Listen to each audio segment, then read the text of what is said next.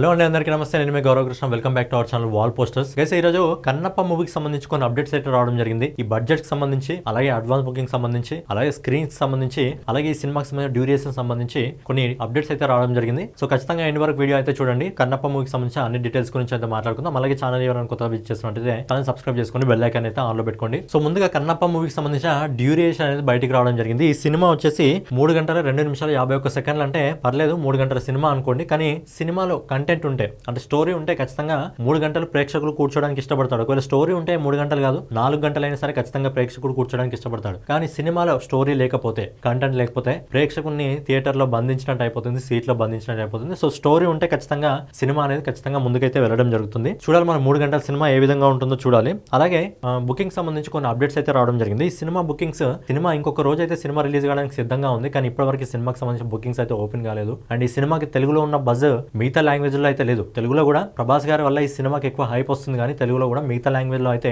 ఈ సినిమాకి అంత బజ్ లేదు. హైదరాబాద్ లో కొన్ని ప్లేసెస్ లో మాత్రమే లిమిటెడ్ బుకింగ్స్ అయితే ఓపెన్ కావడం జరిగింది. కానీ టీం ఏదైతే చేస్తుందో కన్నప్ప టీం తప్పు చేయడం జరుగుతుంది. ఎందుకంటే సినిమాకి ఇప్పటికే ఆల్రెడీ బుకింగ్స్ ఓపెన్ కావాలి. ఒక 2-3 రోజుల ముందే ఈ సినిమాకి సంబంధించిన అడ్వాన్స్ బుకింగ్ అనేది అన్ని లాంగ్వేజ్ లో ఓపెన్ చేయాలి. కానీ ఇప్పటి వరకు ఓన్లీ తెలుగులోనే, అది హైదరాబాద్ లో లిమిటెడ్ ప్లేసెస్ మాత్రమే ఓపెన్ కావడం జరిగింది. అలాగే సినిమా టీం చేసే ఒక పెద్ద మిస్టేక్ అని చెప్పుకోవచ్చు. అలాగే ఈ సినిమాకి సంబంధించిన బడ్జెట్ గురించి ఒకసారి మనం మాట్లాడుకున్నట్టయితే, ఈ సినిమాకి బడ్జెట్ 200 కోట్లు అయింది అని చెప్పి అఫీషియల్ ఇన్ఫర్మేషన్ అయితే రావడం జరుగుతుంది. కానీ ఈ సినిమా టీజర్ చూసినప్పుడు 200 కోట్లు అయిందంటే నమ్మబుద్ధి కాలేదు. ఎందుకంటే ఈ సినిమాకు 100 కోట్లు అయితే ఎక్కువ, కానీ 200 కోట్లు అయింది అని చెప్పి చెప్పడం జరుగుతుంది.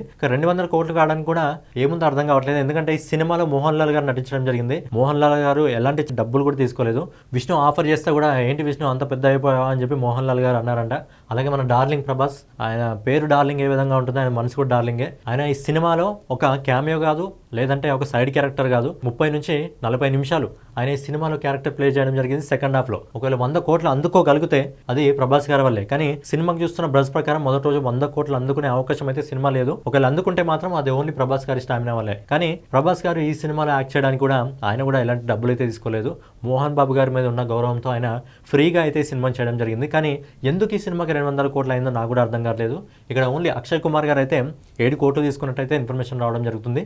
సో మిగతా అంతా సినిమా మీదనే ఖర్చు పెట్టినట్టు ఇన్ఫర్మేషన్ అయితే రావడం జరుగుతుంది. కానీ 200 కోట్లు అంటే ఆ సినిమాకి సంబంధించిన టీజర్ చూస్తే మాత్రం 200 కోట్ల సినిమా లాగా అది కనిపించట్లేదు. మరి ఎక్కడ అంతగానో ఖర్చు చేస్తారో తెలియదు. విజువల్ ఎఫెక్ట్స్ ఉన్నాయా అంటే, ఏదైతే బాహుబలి సినిమా తీసినప్పుడు బాహుబలికి ఆల్మోస్ట్ 150 నుంచి 200 కోట్లు అయిందని చెప్పి అప్పట్లో రాజమౌళి గారు చెప్పడం జరిగింది. కానీ ఆ సినిమాలో చూపించినంత గ్రాండ్నెస్ అయితే సినిమాలో అంత కనిపించలేదు. సో మరి సినిమా రిలీజ్ అయినప్పుడు ఏమైనా ఉంటుందేమో చూడాలి. అలాగే ఈ సినిమాకి సంబంధించి స్క్రీన్స్ గురించి మాట్లాడుకున్నట్టయితే, ఈ సినిమా ప్రపంచవ్యాప్తంగా 5400 స్క్రీన్స్ లో అయితే రిలీజ్ కావడం జరుగుతుంది. అందులో ఓన్లీ ఇండియాలో 4300 స్క్రీన్స్ లో రిలీజ్ కావడం జరుగుతుంది. అలాగే ఓవర్సీస్ మార్కెట్ లో, విదేశాల్లో 1100 స్క్రీన్స్ లో అయితే రిలీజ్ కావడం జరుగుతుంది. నాకు తెలిసి మంచు విష్ణు కెరియర్ లో ప్రపంచవ్యాప్తంగా అత్యధిక స్క్రీన్స్ లో, దాదాపు 5000కి పైగా స్క్రీన్స్ లో రిలీజ్ అవుతున్న మొదటి సినిమా ఆయన కెరియర్ లో మైల్ స్టోన్ సినిమాగా అయితే నిలిచిపోయింది. సో ఈ సినిమా ఆల్మోస్ట్ గా 5400 స్క్రీన్లు ప్రపంచవ్యాప్తంగా అయితే రావడం జరిగింది. కానీ ఇప్పటికే థియేటర్ లో కొన్ని మంచి సినిమాలు అయితే నడవడం జరుగుతుంది. కుబేర కానివ్వండి, అలాగే హౌస్ఫుల్ కానివ్వండి, అలాగే సితారే జమీన్ పర్ మూవీ కానివ్వండి, ఇవి మంచి కలెక్షన్స్ అయితే ఈ సినిమాలకి రావడం జరుగుతుంది. అండ్ ప్రెసెంట్ నడిచే 3 సినిమాలు కూడా పాజిటివ్ టాక్ తో అయితే నడవడం జరుగుతుంది. కన్నప్ప స్టోరీ ఏదైతే ఉందో, ఆ స్టోరీ ప్రేక్షకులకు నచ్చగలిగితే, ప్రేక్షకుల సినిమాను ఆదరించగలిగితే ఖచ్చితంగా అద్భుతమైన కలెక్షన్స్ అయితే ఈ సినిమా సొంతం చేసుకోవడం జరుగుతుంది. సో చూడాలి. ఇదనమాట